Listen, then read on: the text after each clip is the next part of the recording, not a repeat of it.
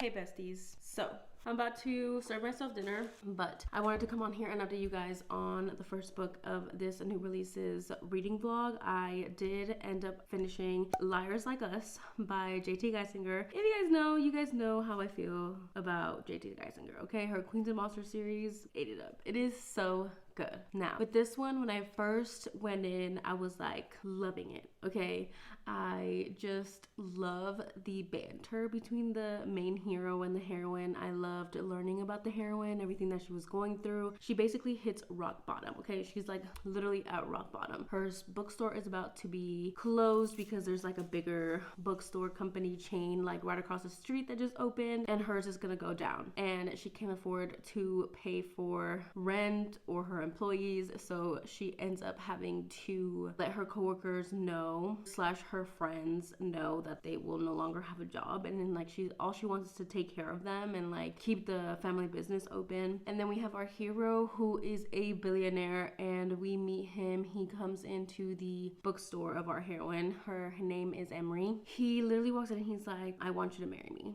So this is a marriage of convenience, and just from the beginning it is so good with the banter, the back and forth. I did love how resistant Emery was to a certain point. I did think that we were resisting this marriage of convenience for too long, and I don't want to spoil anything about this book, but there are some things that happen that make our heroine switch her no to a yes. And for me, it was really obvious what was going on. There was no secret there, you know, for me at least. And also to mention, there was no point of view in Callum's point of view. We didn't get Callum's point of view, essentially, is what I'm trying to say. This is all in Emery's point of view, which is cool and all, but it took away from the story for me because I couldn't really connect with Callum. I didn't get to see his thoughts, why he was doing the things that he was doing, why he wanted to marry her, and like why her, essentially, you know? And so yeah, like I was loving it, just the conversations and the back and forth with each of them, and then the smut was just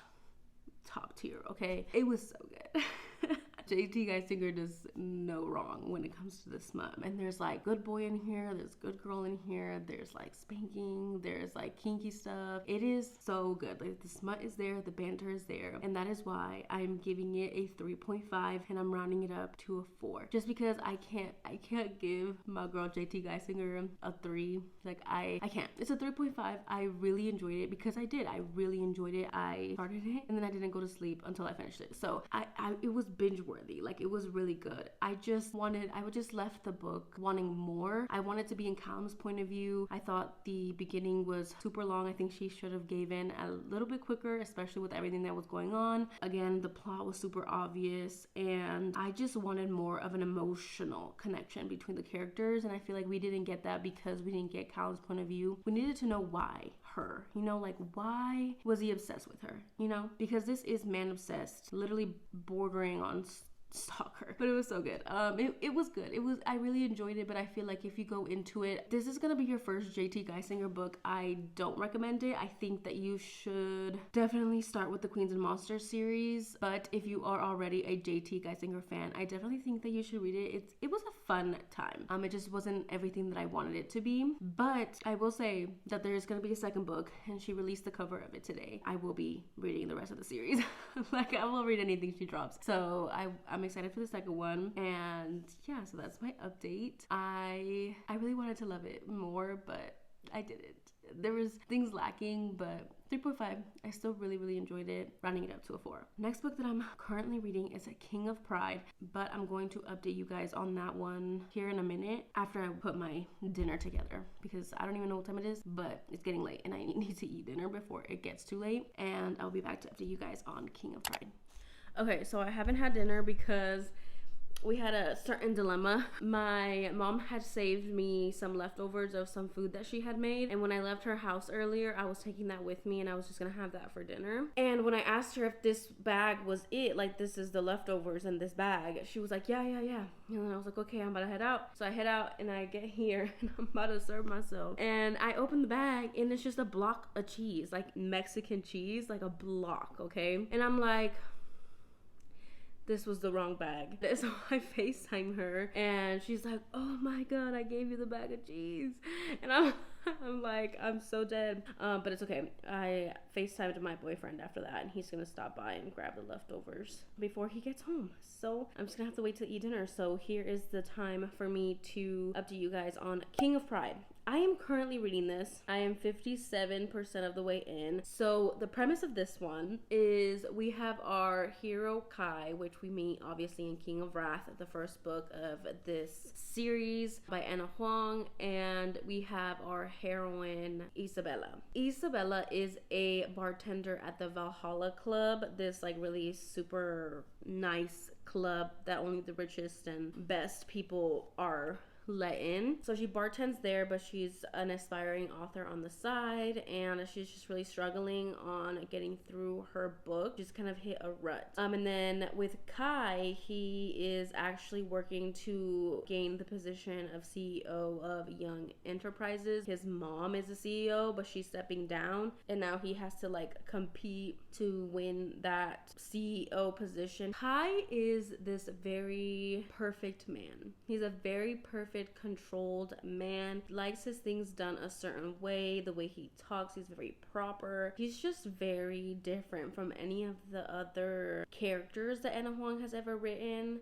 but he's also very, like, I kind of want to say he's like emotionless. Like, I want him to, like, when we're in his point of view, because thank the Lord Jesus Christ, we get his point of view in this book. We can tell that he has feelings for Isabella, and Isabella.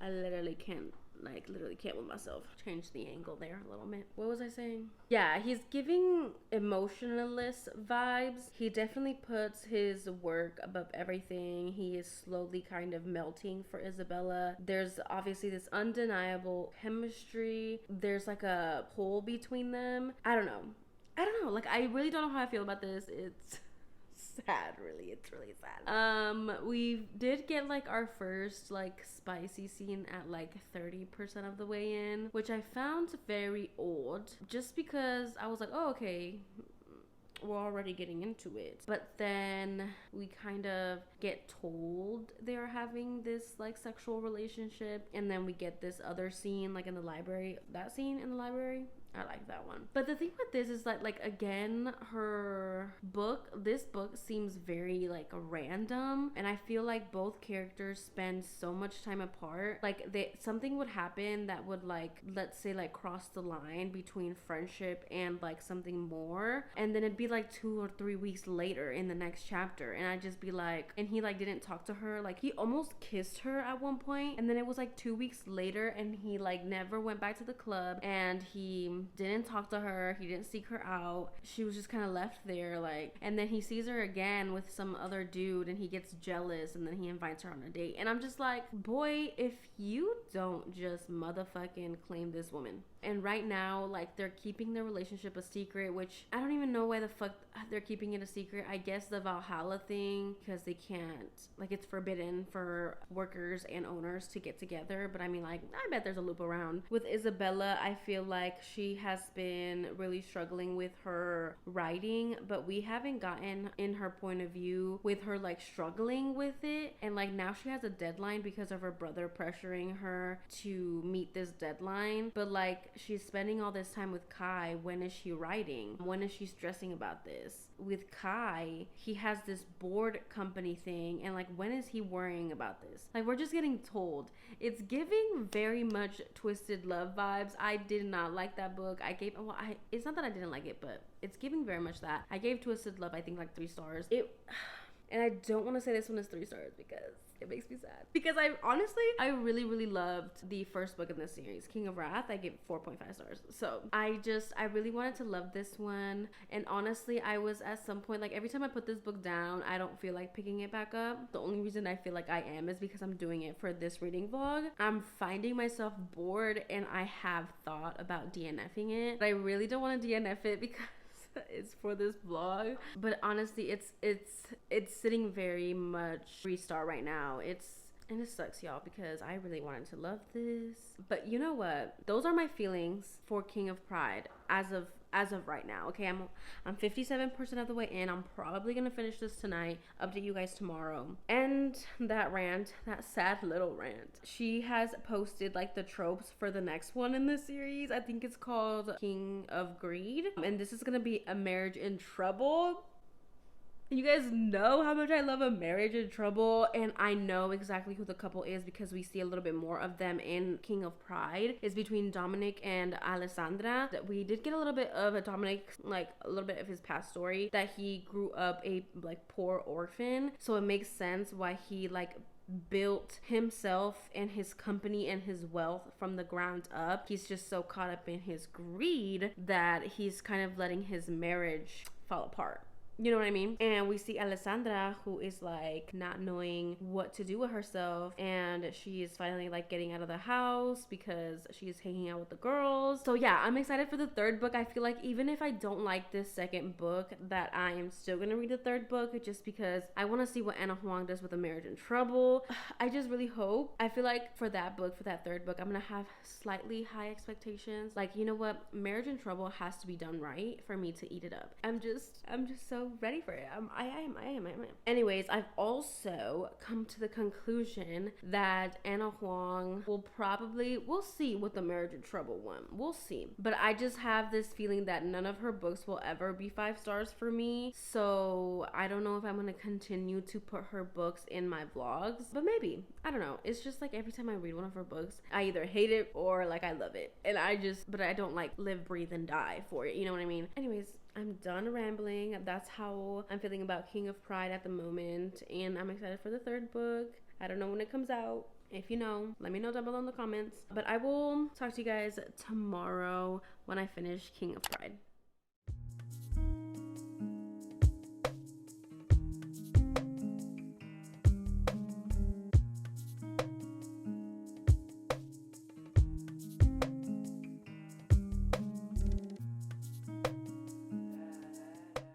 Hey guys, so I'm here to do an update on my reading vlog. So I finished King of Pride last night and I'm giving it 3.5 stars, rounding it down to a 3. It just never got better, y'all. This book, let me see how long this book was because it might be like in the same range as her previous book, King of Wrath. Goodreads says that it's 358 pages, but let me tell you, it did not feel like a 358 page book. It felt like it was so much longer. I also really didn't like that third act breakup. I thought it was really stupid. It's like one of those, the guy doesn't think he's good enough, but in the heroine's perspective. And I was just like, Miss Ma'am, this man has literally done everything for you. But at the same time, I also was wishing that Kai was a little bit more emotional. Like, he's different from all of the other Anna Huang characters that I've read, like I said, but maybe a little too different. Like, I really wanted to see more emotion out of him. I don't know. It didn't hit the way that I wanted it to, and maybe I need to look at Goodreads reviews. But you know what?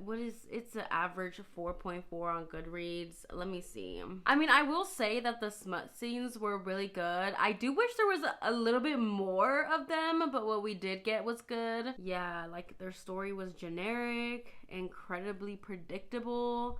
Yeah. People were just saying it was mediocre and it was mid and it was just, and it really was, but like I loved Isabella and I loved Kai and I just wanted more from them. There was also a lot of self-doubt in Isabella that I just wish that she was more, I don't know, you guys, it just fell flat for me. Anyways, I really don't know what else to say about this book, but it was 3.5 is generous, but you know, I'm rounding it down to a 3, so really it's just an average book. If you love Anna Huang, then read it, but if you haven't read anything by her, then I don't recommend this book as being your first one. I did like seeing the other characters from the other books in this, and I did, like I said, I did go on a little bit of a rant for the next book in this series about Dominic and Alessandra. Is it Alessandra or is it Alejandra? I don't know. But I'm excited for their book. That whole book needs to be a whole book of groveling, like, and smut. So that's all I'm saying. Moving on. The third and final book that I wanted to read for this vlog? Yes. because otherwise this vlog will be really long. I'm only gonna read 3. So the next one that I wanted to read was Dangerous Innocence by Cora Reilly. I'm actually about to download it right now. I'm going to start it tonight. I haven't really heard anything about this book. Okay, it's already in my Kindle library. Perfect. But I did see one of my mutuals on bookstagram. She has, you know, that Instagram channel thing. She was posting that she was reading it, and she was like, not this man making fun of her bush. And I was like, I instantly went out and I was like, no. I didn't even read the screenshot she put. I was just like, no, because I'm about to read it.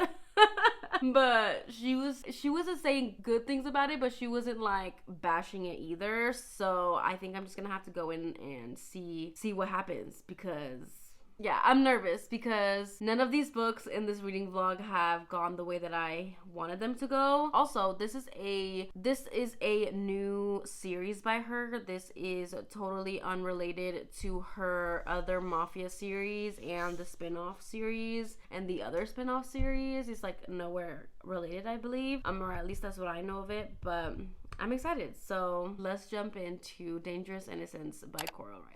Hi guys, so I'm here to do an update on Dangerous Innocence by Cora Reilly. Every time I wear these glasses, I wear them for work, you know, because I'm staring at a computer for 24, well, it feels like 24 hours. No, but like my 9 to 5, I am literally on a computer for 8 hours. So I wear these blue light blocking glasses, but every time I see myself in them, I'm like, wow, these are huge. But anyways, we're gonna keep them on because it's a vibe. I did my makeup, but I stopped there. Anybody else? I do my makeup and then I plan to do my hair, but then I'm like, I don't feel like doing my hair. Besides the point, I'm here to update Dangerous Innocence by Cora Reilly. I did start this book. Sorry if you guys can hear my chair. I'm gonna try not to move too much. I am 16% of the way in. Last time I checked, I stopped like at a chapter last night, and basically I had some thoughts. I'm not loving this book, but let me tell you guys the premise, I guess. Is basically the premise that I know right now, because I didn't even read the synopsis. I just went right in without knowing nothing. So we have our heroine, Aislinn, and we have our hero, Lorcan. Our heroine is on the search to find her sister, Imogen, because she's been missing for a couple of months now, and she's currently in Ireland, but she travels to New York to find her. And Imogen, she doesn't necessarily want to be found. She is not a very, let's just say I don't really like her. She's not like a good person. You know what I mean? Like, I feel like she's not a good character. Besides the point, our heroine goes to New York to find her. And this is where she meets Lorcan. Lorcan is actually the head of the Irish mob. He sees her in church because our heroine is staying with her uncle, her mother's brother, and he is a priest, and so she has to go to church so that she can stay at her uncle's place. This is where she meets him, and then she basically spends a day traveling to this like bad part of town to go find more information on her sister. And that's basically where I'm at. My thoughts are that I kind of want a DNF, but I always give a book at least 20%. And like I said, I am 16% of the way in, and I'm not loving it. I don't even think that I'm enjoying it. I will say, like, the writing is very awkward for me. Like, it's very awkward writing. Like, I don't know another way to describe it. And I'm like, bro, I love Cora Reilly's Born in Blood and her, the other one, the one with the Twisted Pride and Twisted Emotions. Like, I love that one, and I never remember her writing being awkward, and I just don't know what's happening. So I maybe need a reread of her previous Mafia series, because maybe her writing has always been awkward, but I just don't think so, because I gave Twisted Pride 5 stars when I read it. Anyways, as well as that, I don't really like the heroine. She's very frustrating. She is a very, like, good girl. She's a good girl. She helps her mom out with bills in Ireland. She actually takes care of her sister's son. Like, she is basically Finn's mother, because her sister Imogen like literally doesn't care about her son. At least doesn't care as a mother. It's more like sisterly, or like sees him as a little brother but not her actual son. I don't know, it's weird, y'all. I don't like her. So basically the mother and Aislinn have been raising Finn, and Imogen has this notion that she wants to be a model, so that's why she left to New York to be a model. I just don't understand the heroine's motivation to go find her sister when her sister is not that great. Her sister doesn't communicate with her. She did check in once in a while, so Aislinn was fine with that, but then she stopped communicating. But it's nothing surprising, we're told, that she's not communicating, but she still wants to go to New York and find her, even though she's using the last bit of money for a one-way ticket, because she's so broke that she doesn't even have a ticket to go back. I mean, I guess because they're sisters, but like we also don't see that they have this bond. And how can our goody two-shoes heroine have such a great bond with her like bad sister? Does that make sense? Anyways, yeah, those were my thoughts. I just don't understand her motivation and her dedication to finding her, as well as she's so stupid. My light literally just died. She goes to this really bad side of town, right? And she is alone. She has no form of protection. She doesn't know anybody, and she goes around asking for her sister, and she doesn't know what she's getting herself into. She goes into this bar club situation. She signs a contract, but when I was reading, I never read anything about her signing a contract. But I'm like, first of all, even if I didn't even see that, why would you even sign a contract that you didn't even read? So she signs this contract to be literally sold in this auction. She needs to be bought, and basically whoever buys her can do whatever the fuck he wants with her. And she like gets herself in this situation to look for her no good sister. I'm like, what you doing? Basically our hero buys her, and then they have like this steamy situation. She's like kind of acting like tough, but she desires him and he desires her. And with our hero, I don't really have much to say about our hero because I don't know much about him, but it's definitely giving lust at first sight. Like, why her? I guess there's like this other connection with her last name, and like who she's more connected to the mob than she knows, so she didn't grow up in it, and he knows but we don't know, and maybe that's the reason why. But like, it's giving lust at first sight. Like, that's it. Like, she's different or something, or we're supposed to believe. And so that's that with the hero. I have nothing more about the hero. Like, I don't know nothing about him. But with our heroine, she has this night with our hero, but he doesn't go all the way with her, but I'm guessing he's gonna come back because he's obsessed with her. Why? I don't know. So I don't really like the heroine, basically, I guess is my point. And also, I also said that it was giving very surface level writing, like I just not feeling connected to the characters. And that's all I will say, because my light keeps dying and there's been different lighting changes for the past 10 minutes, so I apologize. But I will update you later today when I read some more, when I hit 20%. Hopefully I don't end up DNFing it. I kind of don't want to DNF it just because of this reading vlog, but if I'm not loving it and I'm gonna end up giving it a low rating, then I might as well just DNF it. I will update you guys when I hit 20, 25, whatever other percent I get to. Hey guys, so I'm here to update my... I feel like I start every clip like that. But anyways, I'm just gonna update this vlog basically because last time I spoke to you, I told you I was gonna start Dangerous Innocence by Miss Cora Reilly, and then I think I updated you guys again talking about how I was gonna give it to 20% to see if I was gonna DNF. Well, let me tell you, I am past the 20% mark. I know I am. I can't check right now, but I know that I am. See, what had happened was, you know what? I don't know what happened. It just wasn't pulling me, y'all. Like, I just was not interested. Like, that book could not keep me focused. That book did not hook me, and I just don't care. And you know what? I'm still reading it. I am just soft DNFing it. I will finish that book. I will finish that book by the end of June.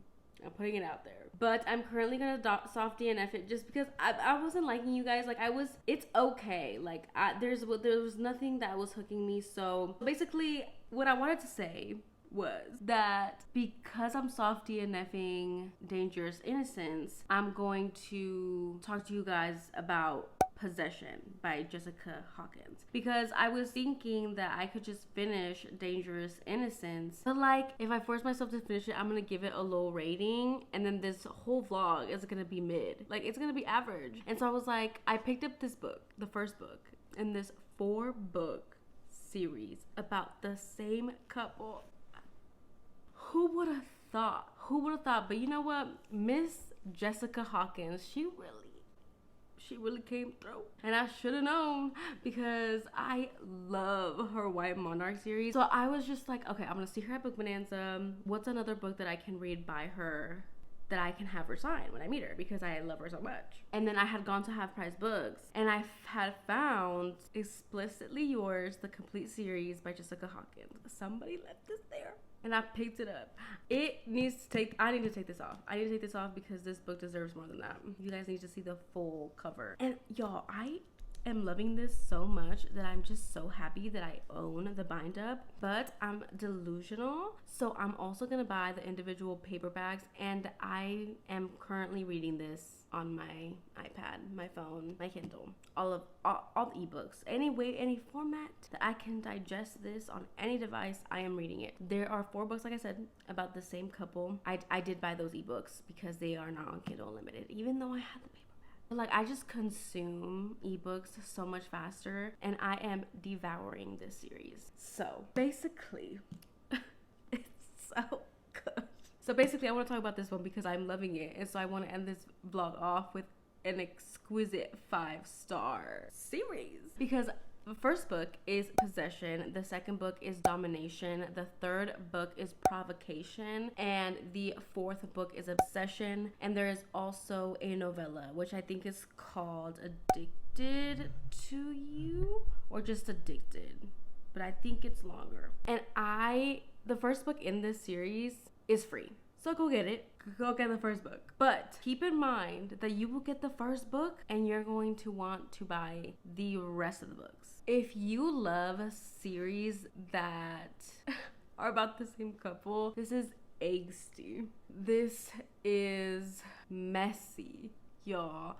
This is gonna pull at your heartstrings, but also like make you addicted. I am already on the 3rd book, and I started Possession last night, finished Domination today, and I started the 3rd book already. Mind you, I think each book is like in the 250 maybe. They're like short. There is Lola and Beau Olivier. Listen, I always say Bayou, but you know what? My sister was telling me, well, she was roasting me, saying that it's not fucking Bayou, bitch, it's a Beau. And I was like, okay, bitch. So, but you know what? Beau in here, he feels more like a Beau. You know? When I think of Bayou, I think of Elsie Silver series. Don't ask me why I'm like this. I don't know what to tell you. Anyways, let me tell you what this book is about. I've already like sang its praises, and I haven't told you anything about this book. I can't tell you a lot. I will just give you I would just give you the basic premise. Watch y'all hate this book. No, okay. So we have our heroine, Lola Winters, and then we have our hero, Beau Olivier. And you know this is the hero and the heroine because it's right in the synopsis. But what I found out in the first book, we find out that Lola is actually in a relationship with this man named Johnny. Lola and Johnny work at this bar. Johnny is the manager. Lola is basically like the bartender. They have this job because Johnny is friends with the owner of this bar, and it's in Las Vegas. And it's in the Strip, and it has like so much history, and Johnny and Lola love it. Johnny and Lola, they've been together for like 9 years, but like he saved her when she was younger because there is just so much in her past, and I think then they are in this relationship. I'm trying not to spoil nothing, y'all. Then we have our hero, Beau. He sees Lola outside of this bar because there was cows. There was cars being obnoxiously loud outside the bar. So she went out talking about shut the fuck up, right? And Beau sees her kick somebody's car, and he's like entranced by her, right? It's way more than that, you guys. The writing is absolutely stunning. It's beautiful. It is so good. I don't want to say it's flowery, but it makes you feel like, it makes you believe in this Bo and Lola relationship that happens, right? So basically, Bo is a billionaire and he ends up going into her bar because he's meeting up with some potential clients at Lola's bar, and eventually Bo really just kind of ignores these potential clients, or like he does the business that he's meant to do there. He ends up playing like darts with Lola, and he ends up like talking to her, and you guys, their conversations aren't surface level. Like their conversations, there's something about their conversations where every little word has a meaning. Every sentence is like a connection between them, and there's also this banter, this playfulness also added into it. So when like, and the transition from them talking about something deeper and then like slipping into this banter, like this easy conversation between them, it just flows and you just see them connect, okay? But like, she is not falling into this like feeling that she's feeling because she's with Johnny. So there's that push and pull where she's like attracted to Bo, but she's also in a relationship, and she is madly in love with Johnny and all this stuff, but she can't help but feel something for Bo. So by the end of this night, he ends up staying late, and he plays pool with Johnny and a couple of other men, and they are just staring at each other from across the room. Eventually, Johnny had asked Lola to go fake flirt with Bo so that he would come back because Bo has money, and you can tell that he has money. So she goes and like talks to him. Listen, y'all ain't gonna like Johnny from the beginning. At least I didn't, because I was like, girl, why would your man do that? But yeah, so you can see that it's, you don't really fall in love with Johnny. Like, it's not kind of like that. He basically tells Johnny and Lola that he will pay to have Lola for one night.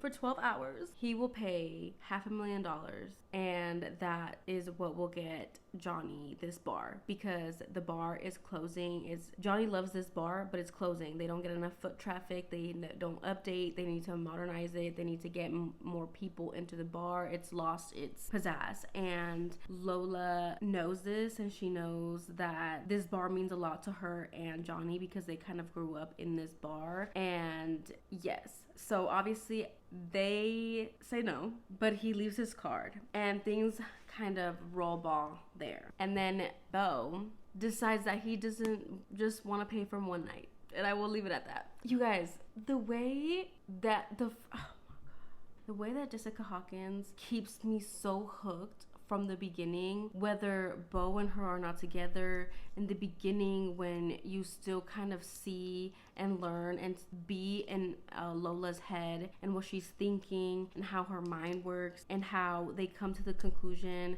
to agree to this one night, and the amount of money, what money means, and just the way that Bo talks to Lola. He is so blunt, he is so straightforward, he means what he says, and he has this just energy. He's an alpha dom, like he is. Yeah, the way he treats Lola, the way he cares for her, but like is trying, like he's obsessed with her, and like I eat that shit up. He is obsessed with her, but it's also a contract for 12 hours, and she is still in a relationship. So I feel like I said so much without actually saying anything. But read this. The first book is free. Check it out. If you vibe with the writing, keep going. If you fuck with this book, keep going. I still haven't gotten the HEA, but I will be updating you guys on my rating, I guess. I mean, I feel like it's gonna be 5 stars. It's gonna be 5 stars. Like the ending, I will say the ending of book 2, I was shook. And honestly, I should have known something like this was gonna happen, because you don't make a 4-book series about the same couple and have it be HEA in book 2. You know what I mean? So So you gotta work for this relationship, but I believe in this relationship. I believe in the relationship build up, the tension, the smut is really good. It's chef's kiss right now. And yes, I was pissed at the ending of book 2. Like, I was pissed, but I was like, wow, like, she really has her claws in you, sir. And so now in book 3, I'm even more excited to read it, because the way that book 2 ends, you get this like feistier Lola, and she's like, oh, she's gonna have Bo on his knees. And I just wanna see it. I wanna see him on his knees. I want him to grovel. I want her to get her payback. I want her to fucking wipe the floor with this man, but also like keep him, you know? Yeah, I'm loving it. It's so good. So I'm glad I actually picked a book that I really like. This is not an anticipated release book, but I figured I would throw it into this reading vlog anyways, because it wasn't going so good. So I needed to end it off with a good one. I will probably finish the rest of this, like all of it. I will probably finish the whole series before I update you guys again, because I also don't want to do any more spoilers, and I probably already have, and to give you my overall rating, even though I've already given the first 2 books 5 stars. But you know what? I'll keep you guys updated, because you know, the ending might piss me off. So anyways, the nickname that he has for her, it makes so much more sense. It makes so much more sense after book 2. Just saying. You guys. I don't know how Jessica Hawkins does it. She is the only author that I have read a book series about the same couple that has kept me hooked into the relationship. But with Jessica Hawkins, like in her White Monarch and with this one, yes, there are other men, but it is just so obvious that it is our hero for them. And I think that just, it soothes me, you know, knowing that. But it's still angsty, and I still eat it up. But this one, she hits, y'all, and I'm on book 3, y'all. I'm gonna go take my makeup off, and I am going to get ready for bed, and I will continue to read this. And it's 10:15. I should sleep early because I do work tomorrow, but we'll see what happens. Look at this.